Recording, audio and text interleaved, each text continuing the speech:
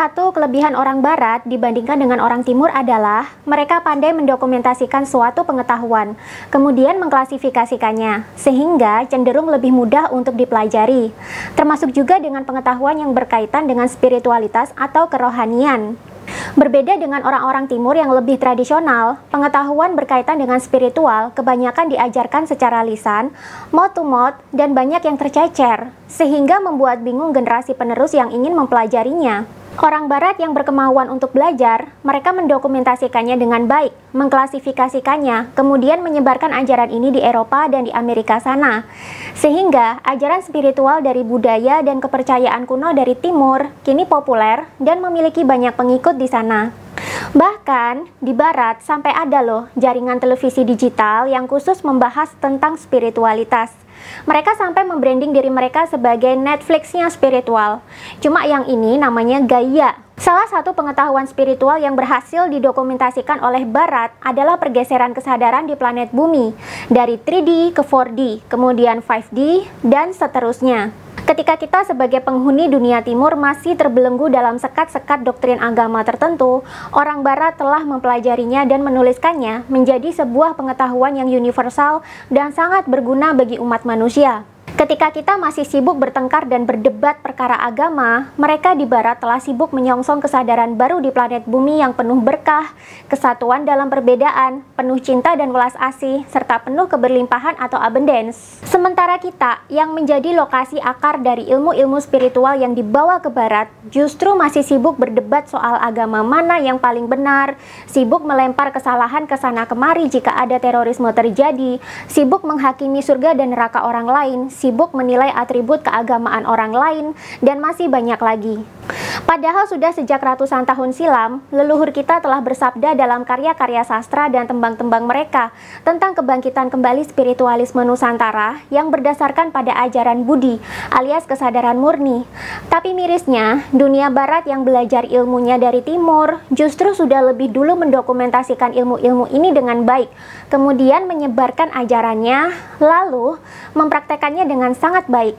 Makanya jangan heran jika kalian melihat fenomena di Barat agama tidak laku, tapi perilaku mereka secara attitude seringkali lebih beradab dan lebih sopan dibandingkan dengan orang Timur yang masih sibuk bertarung atas nama SARA. Salah satu pengetahuan spiritual yang mereka pelajari dan sekarang sedang dipersiapkan adalah perpindahan kesadaran.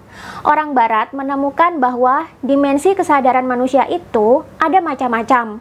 Semakin tinggi dimensinya, semakin tinggi kesadaran manusianya, maka semakin baik pula kualitas manusia di kehidupan ini.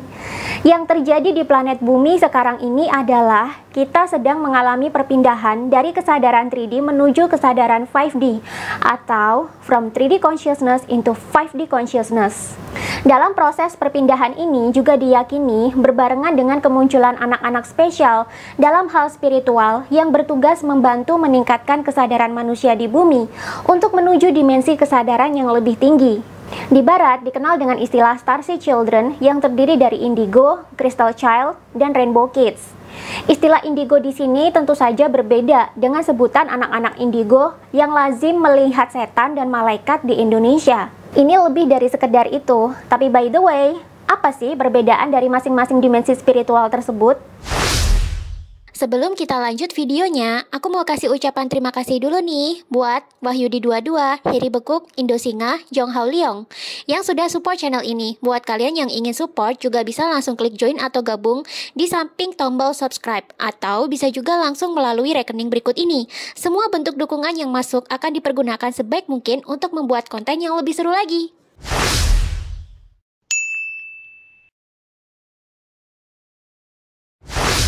Ini adalah bentuk kesadaran mayoritas orang-orang saat ini. Ini adalah bentuk kesadaran lama yang gelap yang telah meliputi manusia bumi selama ratusan tahun dan akan segera ditinggalkan menuju dimensi yang lebih baru dan lebih baik. Dalam kesadaran 3D, segala sesuatu dilihat dari keadaan fisik murni.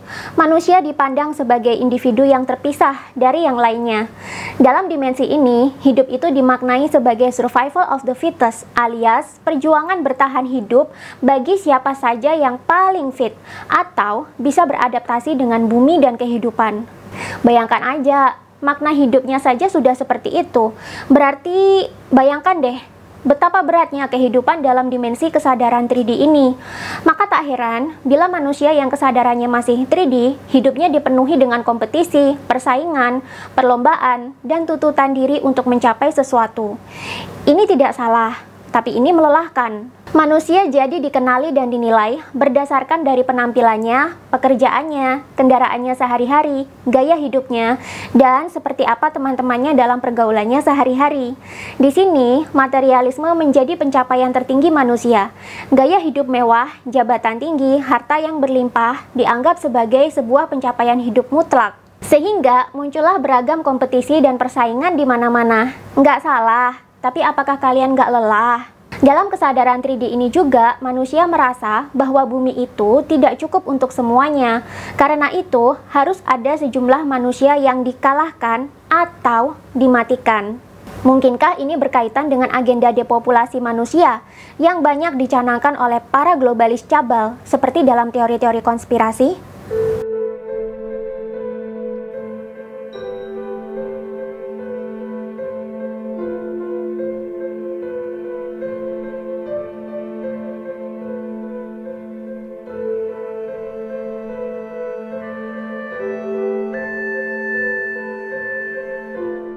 Dalam dimensi kesadaran ini, dualitas masih kental dalam kehidupan.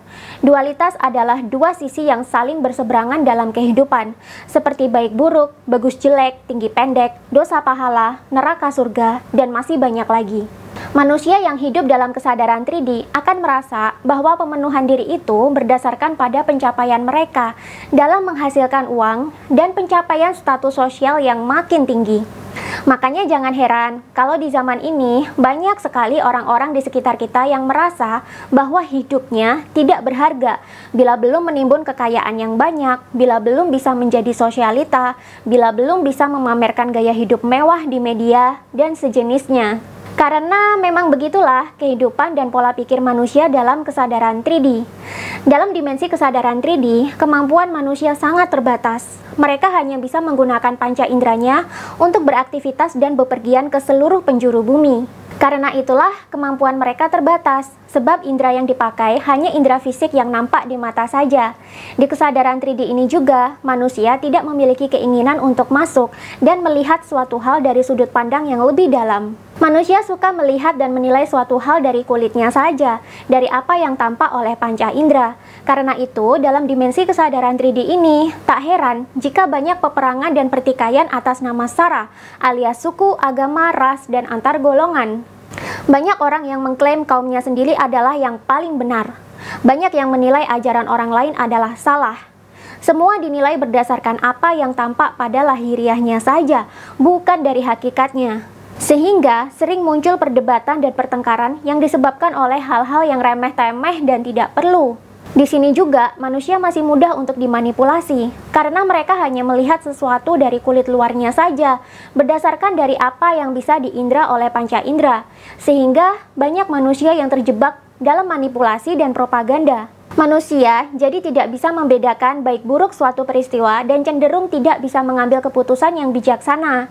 Karena itu mereka mudah dimobilisasi dan dimanipulasi untuk kepentingan politik tertentu.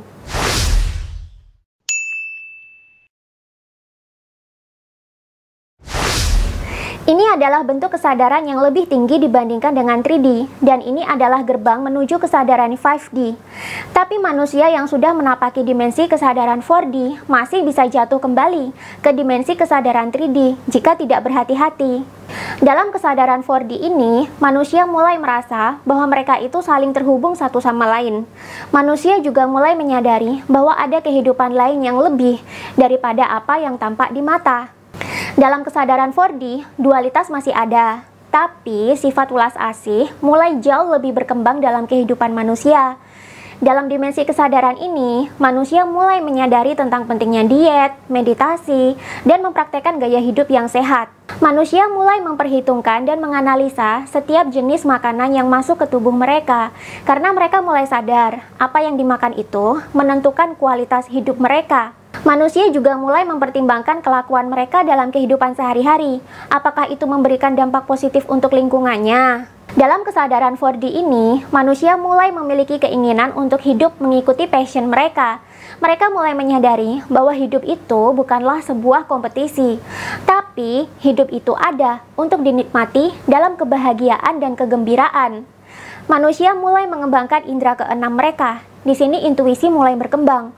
Mata ketiga mulai dilibatkan untuk melihat dunia, berpikir, dan menilai suatu peristiwa sebelum mencoba mengambil keputusan yang bijaksana. Manusia juga mulai mencari makna hidup yang lebih dalam. Mereka mulai melihat dan menyadari sinkronisitas alam semesta dan mulai melihat keajaiban-keajaiban semesta yang tidak pernah mereka lihat sebelumnya saat masih hidup dalam kesadaran 3D.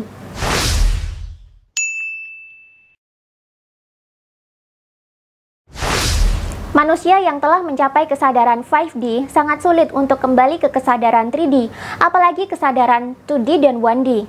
Di dimensi kesadaran ini, manusia mulai paham sepenuhnya bahwa kita semua ini saling terhubung dan merupakan satu kesatuan. Baik dan buruk tak lagi ada. Dualitas tak lagi merajai kehidupan. Manusia mulai menyadari bahwa kehidupan adalah petualangan, bukan kompetisi yang saling menjatuhkan demi pertahanan hidup atau survival of the fittest. Di dimensi kesadaran 5D ini, manusia mulai melihat dan yakin bahwa bumi sebenarnya cukup untuk semua orang.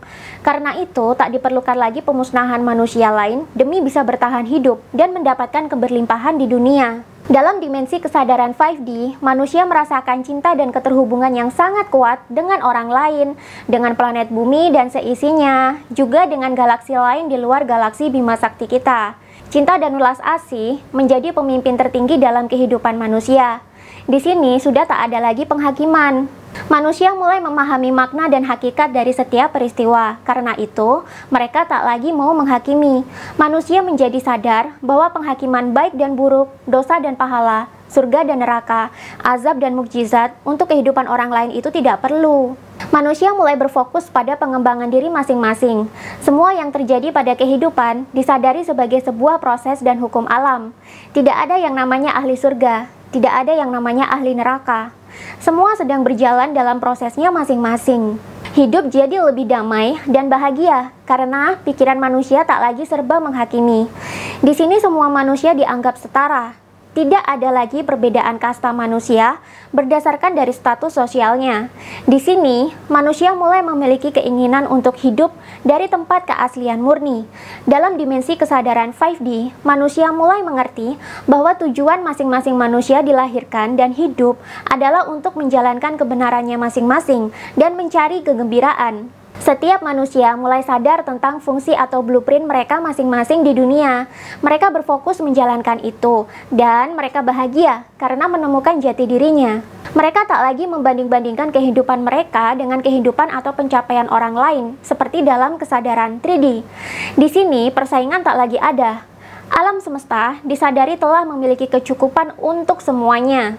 Manusia merasakan emosi cinta dan kasih sayang yang luar biasa untuk kehidupan dan galaksi.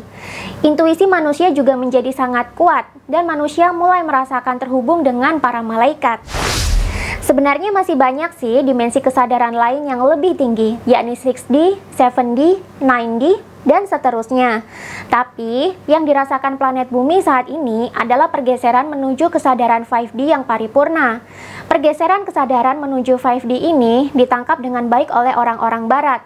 Mereka mempelajarinya dan mempraktekannya. Padahal, dasar keilmuan mereka juga dari timur semua. Sebenarnya di Jawa pun ada ramalan tentang kebangkitan spiritual yang paripurna untuk Nusantara. Ini sudah banyak diceritakan dalam Serat Jangka Sabda Palon dan Darmo Gandul, di mana dalam kedua serat tersebut dikisahkan bahwa 500 tahun setelah kehancuran Kerajaan Majapahit, Nusantara akan mengalami kebangkitan spiritual yang signifikan sebelum kejayaan Nusantara nantinya kembali. Kebangkitan spiritual ini berkaitan dengan kebangkitan kembali ajaran spiritual kuno Nusantara yang sebenarnya berbasis pada ajaran Budi atau kesadaran murni. Ketika manusia telah kembali pada kesadaran murni mereka, di situ dualitas runtuh, tak lagi merajai kehidupan. Manusia mulai bisa melihat hakikat suatu peristiwa secara murni dan tanpa penghakiman. Di situ yang menilai adalah pikiran murninya, rasa sejatinya. Yang memberikan perhitungan kebijaksanaan adalah guru sejatinya, yang dalam beberapa budaya dan agama disebut sebagai Nur Muhammad, Ruh Ilapi, Sang Atman, Roh Kudus, Inner Guidance, Higher Self, The Light, atau Sang Hikmah. Dalam kepercayaan Jawa kuno, sebelum Hindu dan Buddha masuk, masyarakat Jawa sudah lama paham tentang hal ini. Jika Sang Hikmah atau Roh Kudus bertahta dalam diri manusia, maka di situ tidak ada lagi ruang bagi setan dan malaikat untuk mengintervensi, apalagi orang lain. Segala sesuatu menjadi murni. Cinta dan welas asih tanpa syarat mulai muncul. Manusia jadi mengenali dirinya sendiri, mulai mengenali misi dan fungsi mereka dalam kehidupan di planet bumi, dan mereka mulai sadar bahwa persaingan itu hal yang sebenarnya tidak perlu. Manusia mulai sadar bahwa tidak ada gunanya membandingkan kehidupan sendiri dengan orang lain. Mereka mulai sadar bahwa dengan menemukan dirinya, mereka menjadi bahagia. Hidup dipandang sebagai petualangan untuk membuat kesadaran semakin meningkat dan menuntaskan misi-misi mereka di dunia. Peperangan dan perdebatan atas nama agama tak lagi ada. Hidup menjadi lebih damai tanpa penghakiman. Itulah ajaran Budi, yakni ketika kesadaran murni manusia telah kembali dan manusia menurut pada apapun petunjuk Roh Kudus di dalam diri. Ajaran ini telah lama diramalkan oleh leluhur-leluhur Jawa, kemudian dipelajari oleh orang-orang Barat. Tapi kita sebagai akar ajaran tersebut justru masih tertinggal dalam konflik atas nama Sara. Kita masih terjebak dalam dualitas. Kita masih bingung berpikir gimana caranya supaya bisa masuk surga dan terhindar dari neraka. Sedangkan orang Barat sudah berpikir bagaimana caranya meningkatkan kesadaran sehingga bisa mewujudkan dunia yang lebih baik dan lebih berwelas asih. Ketika Majapahit runtuh, ajaran Budi ikut menghilang, dan kesadaran manusia menjadi turun jauh ke dalam dimensi 3D seperti sekarang. Ini terus berlanjut hingga kini, walaupun di era kerajaan Mataram, ilmu-ilmu kuno Jawa mulai diangkat kembali menjadi campuran dalam ajaran-ajaran Wali Songo, terutama Sunan Kalijaga. 500 tahun kemudian, kesadaran spiritual Nusantara mulai bangkit, ditandai dengan legenda kembalinya Sabdopalo Nagih Janji, dan kembalinya ajaran spiritual kuno Nusantara masih terus berlangsung hingga sekarang. Gelombang pasang dan gelombang surut itu memang ada, berdampingan dengan segala konflik sara yang masih kerap kita lalui. Mungkinkah ini akan terus berproses, sampai manusia akhirnya bosan dengan segala konflik atas nama agama dan ras? Ketika dunia barat sudah mulai lepas dari segala bentuk manipulasi dan mulai belajar spiritual, kita justru terjatuh ke dalam konflik-konflik menyakitkan yang malah mengurangi kesadaran manusia. Pertanyaannya, mau sampai kapan kita tertinggal melulu dengan peradaban barat? Ini pilihan kita loh. Mau kita tetap terjebak dalam kesadaran yang rendah seperti ini, atau mulai belajar untuk meningkatkan kesadaran sehingga bisa mewujudkan dunia yang lebih baik? Semuanya terserah kita. Semua agama pada hakikatnya mengajarkan spiritualitas kesadaran murni, tapi manusia yang kesadarannya rendah tentu tidak akan memiliki kemampuan untuk sampai ke situ.